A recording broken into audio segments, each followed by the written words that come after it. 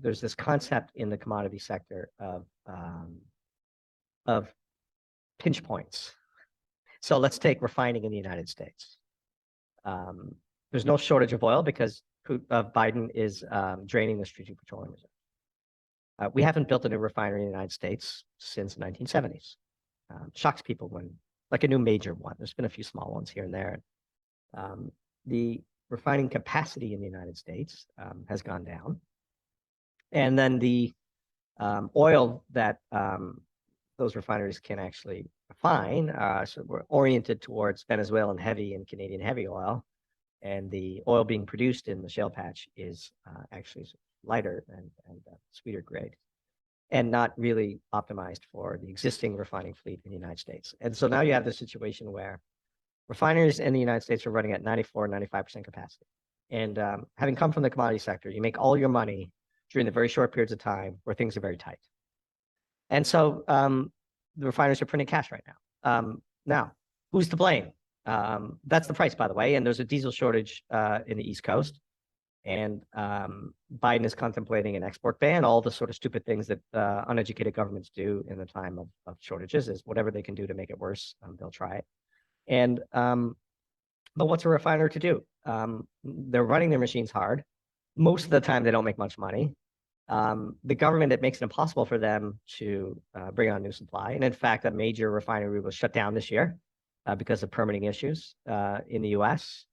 And so we have this group of leaders who think that baking a cake is easy. The ingredients, immaculate, that they just appear, and the cake bakes itself, as though multiple billions of dollars that it takes to build a refinery and years of permitting that the government puts in their way in order to get it done.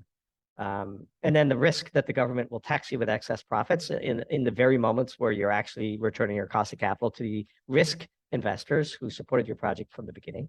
Why would anybody in their right mind put any money towards investing in those in any part of the industry, let alone the critical bottlenecks that are manifesting now around the world? So, for example, would it make sense for the European government to put a cap on the daily LNG carrier fees that the owners of these very complicated billion-dollar ships are charging? No, because then they'll just stop coming to Europe.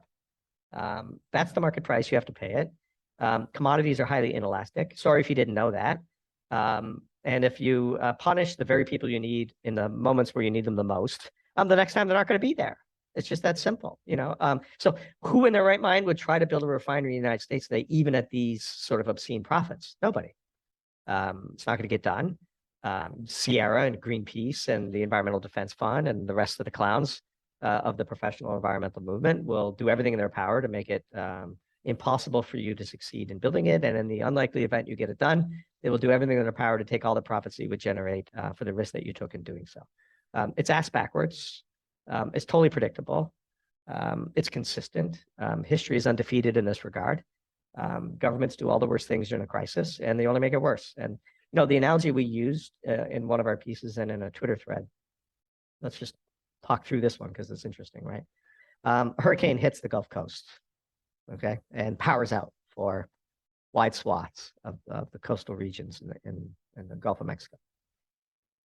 Well, what happens in such circumstances is the price of the things you need, if the government didn't interfere, would skyrocket. So let's just take generators.